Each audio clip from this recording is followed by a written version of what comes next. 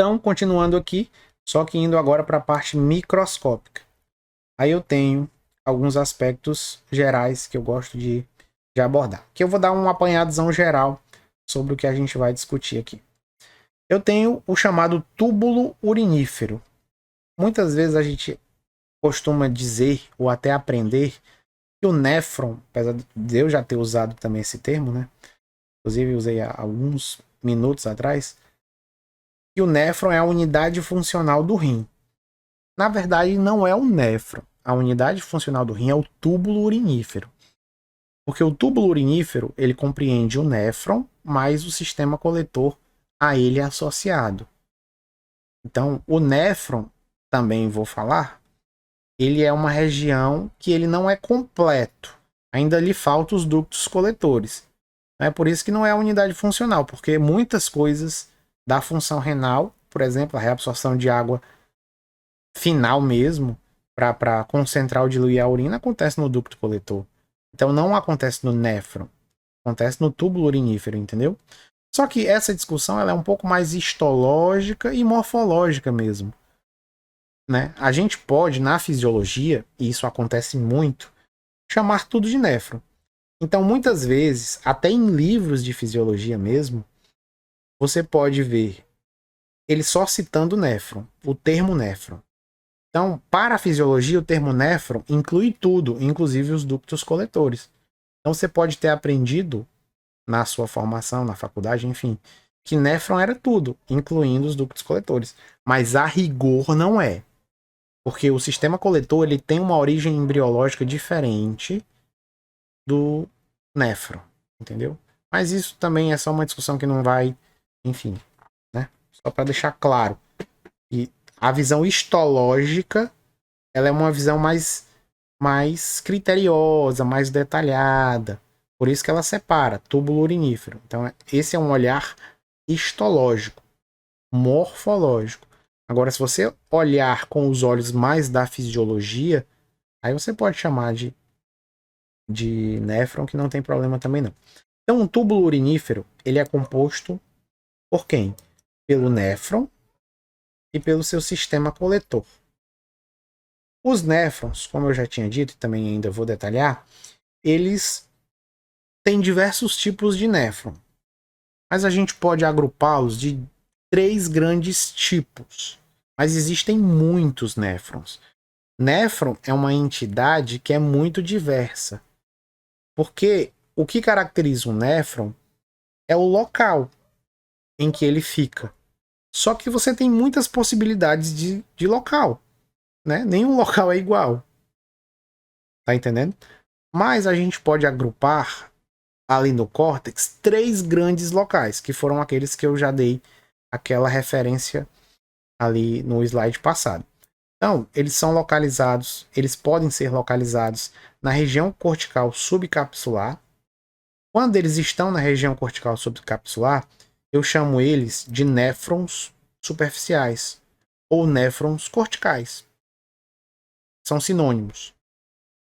Quando eles estão na região cortical média, eu chamo ele de néfron mesocortical, que eu também já tinha falado. A região cortical média é a região mesocortical, tanto que dá o nome de néfron mesocortical. E eu tenho a região cortical interna.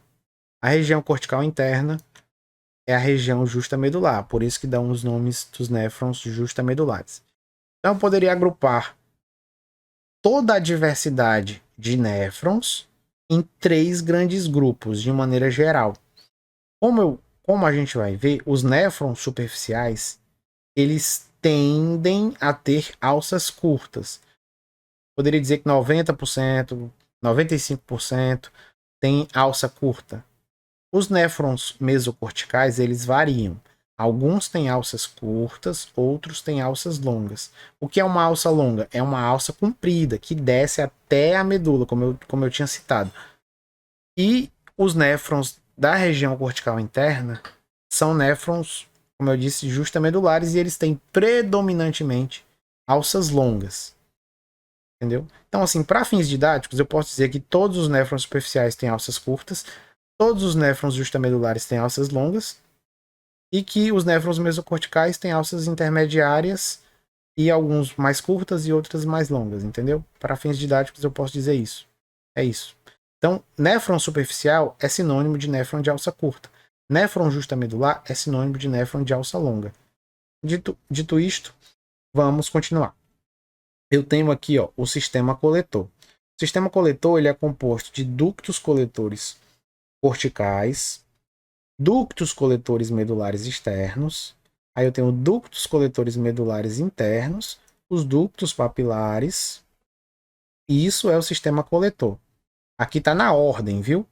Então, o sistema coletor ele é formado de ducto coletor cortical, ducto coletor medular externo, ducto coletor medular interno e ducto papilar. Entendeu? Os néfrons. Eles são compostos por corpúsculos renais e por uma porção tubular. Não confunda a porção tubular do néfron com o sistema coletor. O sistema, como eu disse, o sistema coletor ele tem uma origem embriológica diferente. E vamos considerar sistema coletor tudo que está a partir do ducto coletor. Então, alça de Henle é sistema coletor? Não. Túbulo contorcido distal é sistema coletor? Não. Túbulo conector, túbulo de conexão, é sistema coletor? Não. Entendeu? Então, tudo que está a partir de ducto coletor cortical é sistema coletor. Tudo que está antes disso não é. É parte do néfron. É parte da porção tubular do néfron. Os corpúsculos renais, eles são estruturas que têm dois componentes básicos. Eu tenho os glomérulos e eu tenho as cápsulas glomerulares. Novamente, frisando, aqui eu vou mais citar, mas mais na frente eu vou explicar, vou destrinchar um glomérulo, vou destrinchar as cápsulas, destrinchar a porção tubular. Aqui é só um apanhado geral, como dizer, um aspecto geral, só para a gente ver a organização geral dos túbulos uriníferos, né? Como é que eles se agrupam aí. Então a gente tem isso. Os glomérulos, eles são envolvidos pelas cápsulas glomerulares. Então, um conjunto de cápsula glomerular com glomérulo forma um corpúsculo renal. As cápsulas glomerulares, elas são formadas por uma camada visceral, pelo espaço unitário e por uma camada parietal. O espaço urinário é o espaço que fica entre a camada visceral e a camada parietal. Novamente, vou mostrar mais para frente que aí visualmente fica melhor da gente entender. Aqui eu estou só citando. A cápsula glomerular também foi chamada por muito tempo de cápsula de Baumann. É um epônimo, ou seja, é um nome alternativo do descritor da estrutura morfológica, né? Então, Baumann descobriu, como o corpúsculo renal também foi chamado por muito tempo de corpúsculo de Malpighi. O corpúsculo de Malpighi é um epônimo para corpúsculo renal. Cápsula de Baumann é um epônimo para cápsula glomerular. O único epônimo que eu vou manter aqui é a alça de Henle. A gente podia chamar de alça renal ou alça néfrica, mas eu prefiro chamar de alça de Henle porque já é um nome realmente. E não que os outros não estejam, enfim, é só uma decisão arbitrária minha mesmo. Então, o espaço urinário é o espaço de Baumann, camada parietal é a camada que recobre o corpúsculo, a camada mais externa, é o epitélio externo que recobre o corpúsculo, e a camada visceral é a camada que recobre os glomérulos. Entendeu? Por isso que eu disse ó, que a cápsula recobre o glomérulo por meio da camada visceral, principalmente. Então, os glomérulos, eles são formados de quê? Eles são formados por podócitos, por uma membrana basal, por capilares glomerulares e pelo mesângio. Então, o glomérulo é isso. Glomérulo é sinônimo de capilar glomerular. Então, se você vê o termo glomérulo, ele está se referindo ao tufo de capilar glomerular, ou seja, a vários capilares anastomosados ali dentro da cápsula glomerular, dentro da cápsula renal. Os podócitos formam a camada visceral. Então, também para fins didáticos, camada visceral da cápsula glomerular é sinônimo de podócito. Então, as células epiteliais que compõem o epitélio da camada visceral são os podócitos. Então, é praticamente semelhante, né? Que camada é o todo, né? Podócito é a célula que compõe aquele todo. É a mesma diferença entre endotélio e... Não, se bem que não dá para dizer porque tem outras células também. Eu ia dizer endotélio e capilar. Endotélio é a principal célula que compõe um capilar, né? Mas depende do capilar, por exemplo. O podócito, ele tanto faz parte da cápsula glomerular, como ele faz parte do glomérulo, entendeu? Então por isso que às vezes pode ficar um pouco confuso pra gente. Mas a gente tem que entender que essas classificações, elas são humanas, elas são didáticas. A natureza ela não classifica as coisas. A natureza ela não conceitua as coisas. Então a fisiologia, ela não separa os sistemas. Ela não separa o sistema cardiovascular, ela não separa o sistema renal. A fisiologia ela é tudo junto, é um bolo, entendeu? É o ser humano que separa para a gente poder entender as conexões e estudar de maneira isolada, entendeu? Então, como eu digo, os podócitos, eles tanto fazem parte dos glomérulos, como fazem parte das cápsulas. Então aqui é tudo uma estrutura só que a gente decompõe em vários componentes e a gente vai agrupando para poder estudar. Entendeu? É isso. Mas podócito forma a camada visceral da cápsula glomerular e podócito é a camada externa do glomérulo, que é a camada visceral da cápsula. Entendeu?